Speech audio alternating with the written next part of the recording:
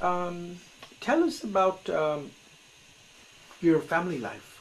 You know, when you were living with your parents, how was that like? Well, actually, I was reared by grandparents. I grew up with my grandparents. Mhm, And I grew up, obviously, in Mexico.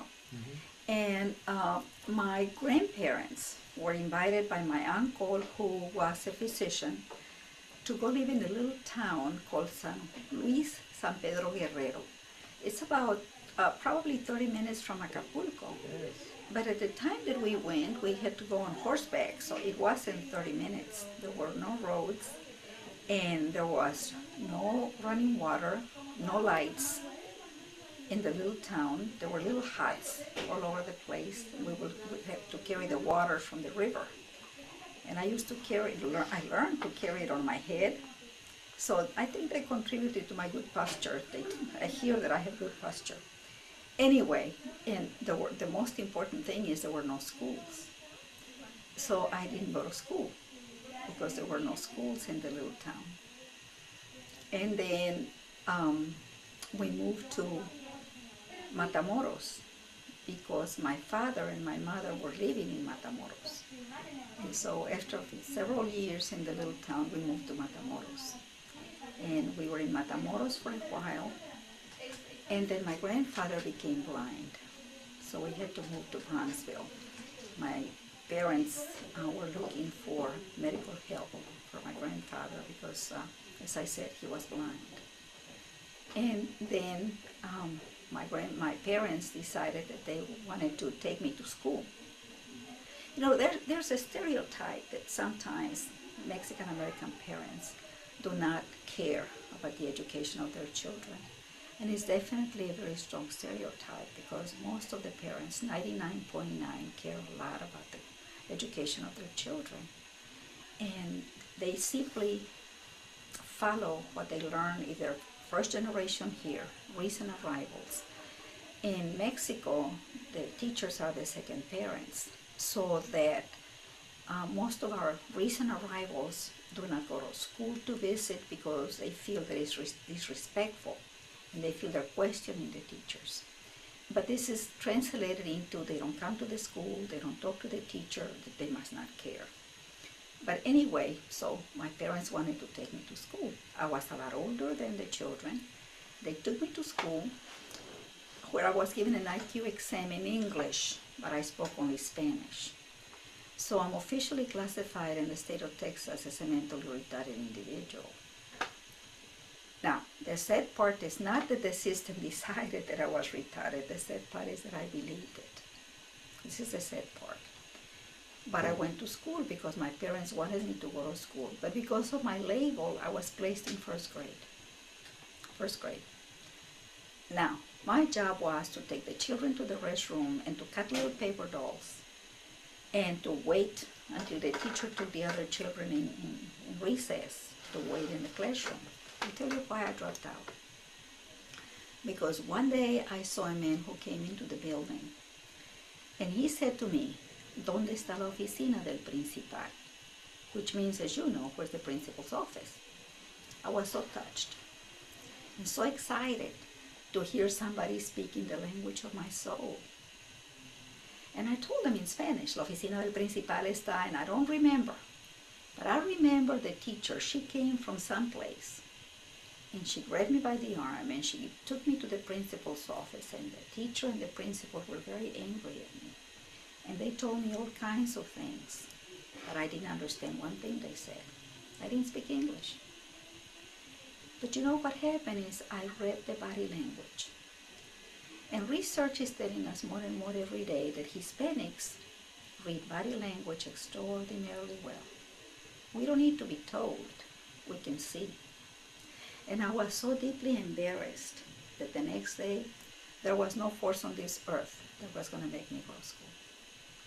And so I cried and I convinced my grandparents and my grandparents convinced my parents and I became a first grade dropout.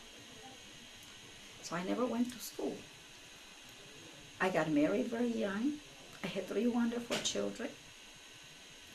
And I thought there was all there was to life. There's an old song in the United States it says, is that all there is? Well, I thought that was all there was. Until my children, as I said, started going to school. And then the system decided that my children were yellowbirds.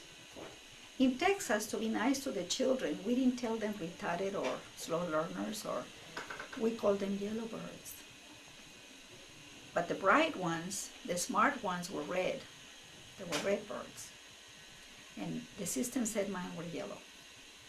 Well, if you have children, you know how painful it is when somebody tells you that your children cannot do something.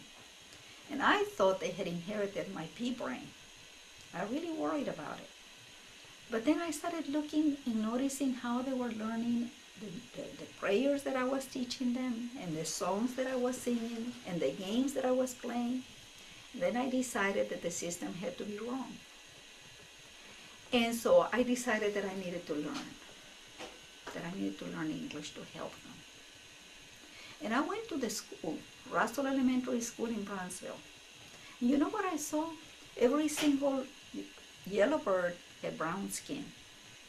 I could not find one red bird that had brown skin. And that didn't make any sense to me. But when I talked to the principal, she told me, no, it's because you speak Spanish at home. So I decided to learn English. Now that's another long story, all the things that I went through trying to learn English. There was not a class in the small Texas town in English, and I went through different places and I couldn't.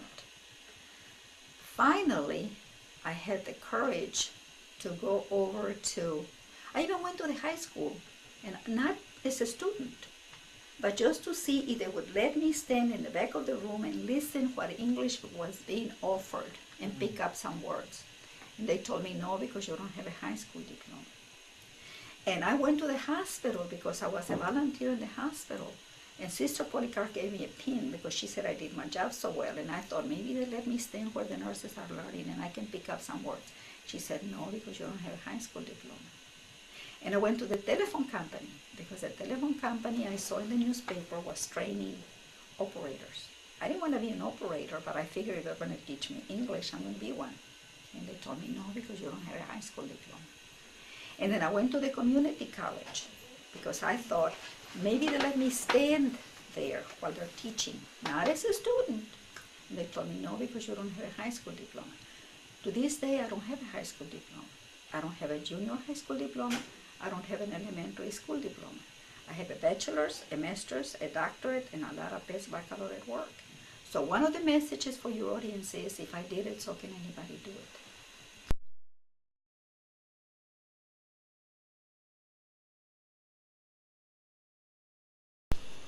Well, prior to the 1960s, our presence on campuses throughout the United States, especially in the Southwest, was not very large.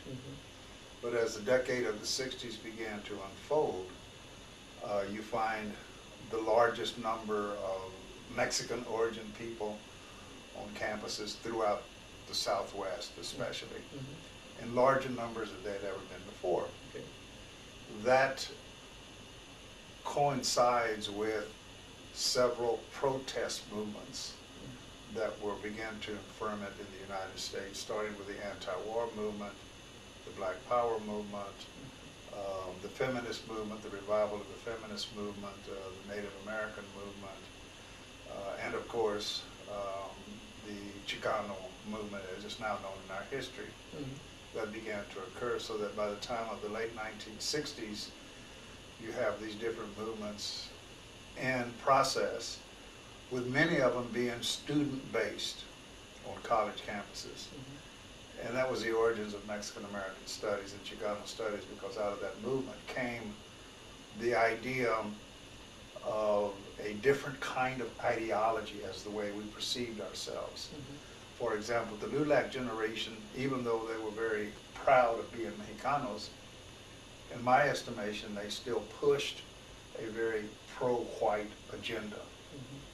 Assimilate into American society, prove to the white population that we're loyal citizens of the United States, and even to the point of going to court and having ourselves legally declared a special category of white people. Well, the Chicanos, the generation that was on college campuses, began to reject that philosophy. And it was more pride being put upon our origins in Mexico, mestizaje, that we were a mixed breed, that we were a proud people with a proud history. And so there was a reversal of that ideology, that we wanted to assert who we were. And coinciding with that, of course, was a realization that on college campuses, there were no courses that dealt with us as a people in the United States. There were no history courses, there were no cultural courses, there were no courses about our political behavior, about our connection to Mexico via immigration, et cetera, et cetera. And Chicano professors. And Chicano professors, very few number of Chicano professors on campus at that time. So several things happened. One was that more and more of us went to graduate school, pursuing masters and PhDs, and we also began to clamor to have Mexican American Studies courses via a vehicle called Mexican American Studies programs and Centers for Mexican American Studies, et cetera, et cetera. So that's the way we started. And those early years were very difficult. For example, I remember being here on the University of Houston campus, and we, the students, were clamoring for courses in Mexican American history. And we went to talk to a professor in the history department here who was a Mexicanist, that is a specialist in Mexican history in Mexico, who told us quite frankly and quite quickly that Mexican Americans didn't have a history. So of course, what year was this? this was 1969. And so of course, you know, we rejected that notion and so forth and so on.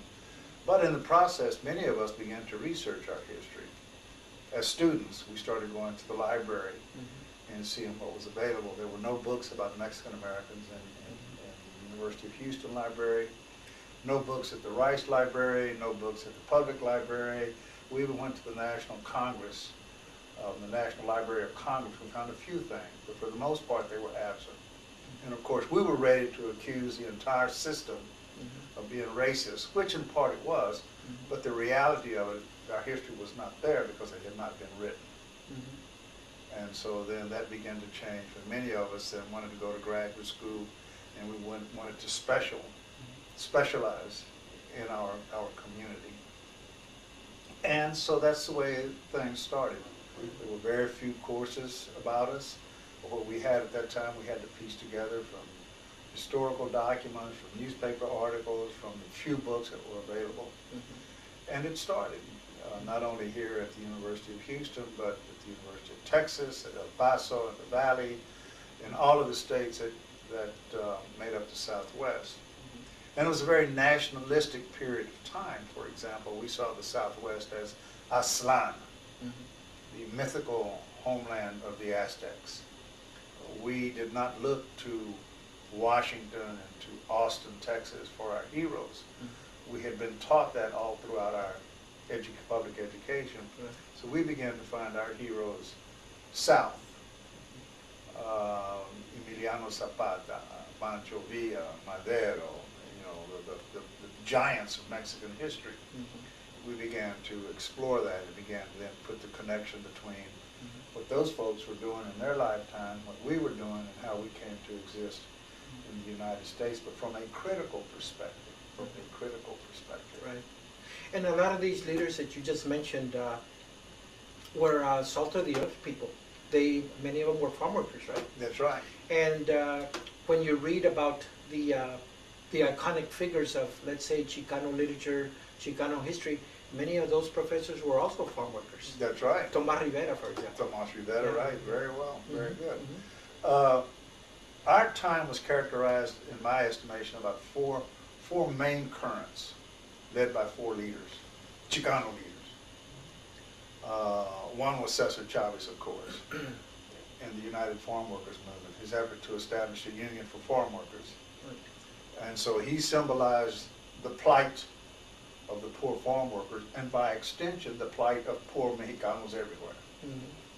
Then in Colorado, you had Rodolfo Corque Gonzalez with his crusade for justice and his emphasis upon urban youth. In urban youth, the problems of assimilation, the problems of rootlessness, the problems of identity, the problems of juvenile delinquency in our community, Self-determination. self-determination, Mhm. all within the urban areas. Mhm. So that was the second rail of our movement. In New Mexico, it was the land grant movement headed by Reyes Tejerina. And what that symbolized to all the Chicanos was how much of the Southwest was gained by the white population illegally. And this is what Reyes Tejerina symbolized in his land grant movement, trying to prove that many of those land grants were given to Mexicanos and other Spaniards who settled in New Mexico, and how they were taken away illegally. So that he represented the fact that, as we used to say, that Mexico, this part of Mexico was stolen. In Texas, we had Jose Angel Gutierrez and the Raza Unida Party, which symbolized our maltreatment, our lack of political power via the American political system. And the Raza Unida Party, as you well know, was our effort to become involved in the political party through our own political party, a political party established by Chicanos, for Chicanos, and run by Chicanos. So you had those four major leaders, which contrasted dramatically, in my estimation, with the old guard leaders of LULAC. Rather than trying to prove that we were loyal Americans and wanting to assimilate into American society, this was a very nationalistic and critical movement of the society as races and deliberate exclusion, not only of Mexicanos, but of minorities and women in general. So in terms of ideology, assimilationist versus revisionist? Revisionist history, assimilation. It's not that the Mexicanos, that we didn't want to assimilate, it's at what price did we have to assimilate? At the price of trying to be white, at the price of denying who we were, and at the price of accepting the Anglo perception that we were second-class citizens. We set in motion, I think, an ideological difference that remains to this day. Bilingual education is a reality. It's probably one of the outstanding accomplishments of the Chicano movement, bilingual biculturalism. Pride, national pride, being proud of who you are. And then the third would be the establishment of Mexican American and Chicano studies programs. 40, 50 years ago, as I was saying earlier, these courses were not here. Well, now you fast forward to 2015, we have a 45+ year history of these courses being established. No longer do you go to the library and not find our books. In fact, our intellectual production, especially in the area of history and literature, has exploded, has just virtually exploded. And so, you know, we are now an integral part of the University of Houston and other universities, but on our own terms, in the sense that we literally forced these institutions to integrate and institutionalize our presence on these campuses in a very significant way. And I think what we have here at the University of Houston is a grand example of that.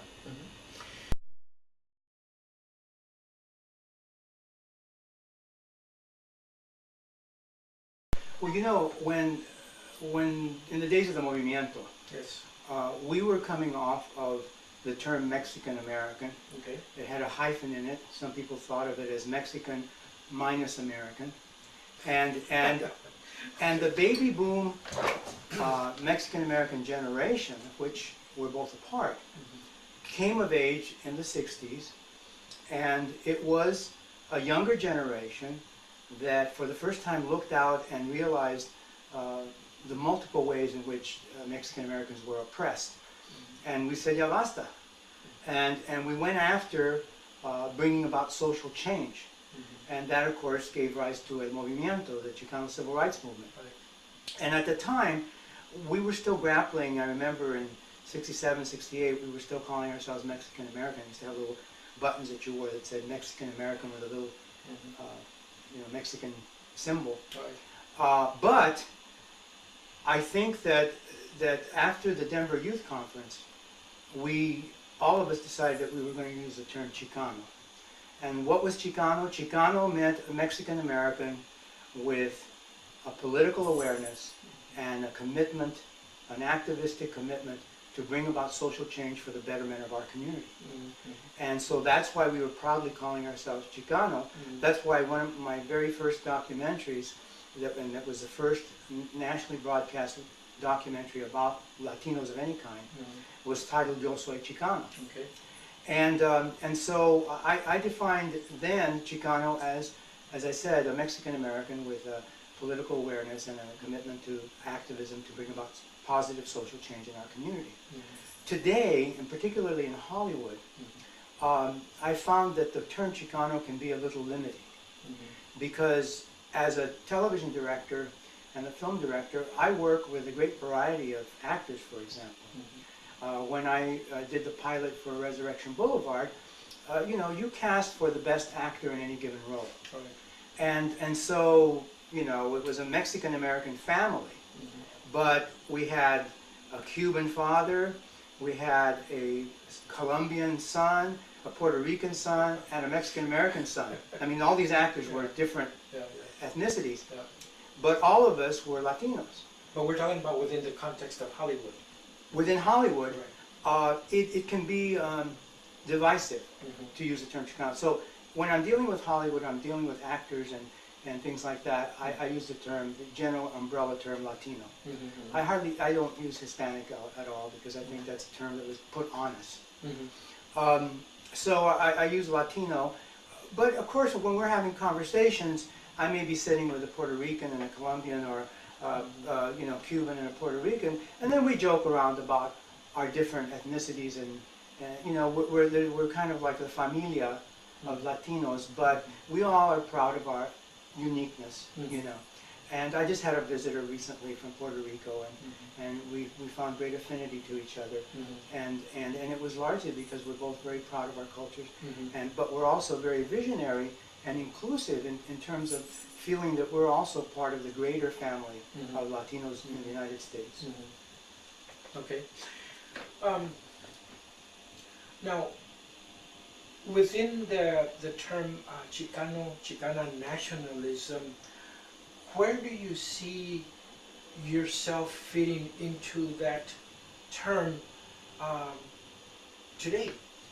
Well, you know, when looking at it from a historical point of view, when the Chicano movement was in its full swing, which was the late 60s, early 70s, we were battling a lot of really terrible oppression, you know, police brutality. We were being pushed out of our high schools at the rate of 60% in some schools. We weren't getting educated. In California or nationwide? Nationwide, Okay. depending on what school you went to. Sure. I mean, it was, you know, the push-out rate was just as bad in Crystal City as it was in East LA, or in, you know, in Denver, in communities where there were Latinos, you know. So, so we had a lot to battle, and I think identifying as Chicanos gave us the kind of pride that we needed, and the concept of Aztlan, for example, that you know, as you know, the country of Mexico was founded by the Mexicas, who founded Mexico City, Tenochtitlan at the time, on a lake. And they had a vision. They were looking for a lake with an eagle eating a serpent. And they found it. Texcoco.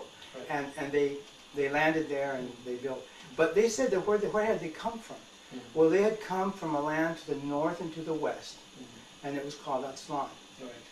And so in the late 60s at the Denver Youth Conference, March of 1969, we adopted the concept of Aztlan as a mythical, poetic expression of the fact that we weren't foreigners, that our ancestors originated from the Southwest. And a spiritual homeland. Yeah, and so we adopted this, and we said, you know, instead of us having to respond to the Americans who said, you know, go back to Mexico, you foreigners, we corrected them and said, excuse me, before you guys even crossed the Atlantic, our ancestors were in the same area of the Southwest.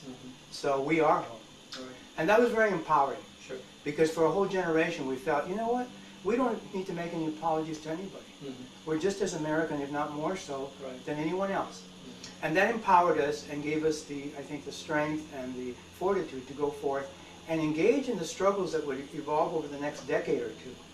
And of course, we filed lawsuits, we marched in the streets, we took over school boards, we took over city councils, we got elected officials, and we slowly began to transform America into what it is today, where although we still have the immigrant situation, we still now have a huge presence in the United States. We're now the largest minority, and we do have people in Congress and in the Senate, and we do have elected officials throughout the United States, in cities and in counties and school boards.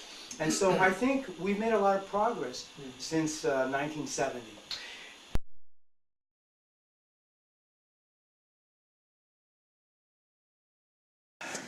Señora Isabel Verver de la Vega, is that correct? That's your name? correct, that's it. Sí. ¿Cómo está? Buenas tardes. I'm glad to be here at your home in Las Vegas, Nevada.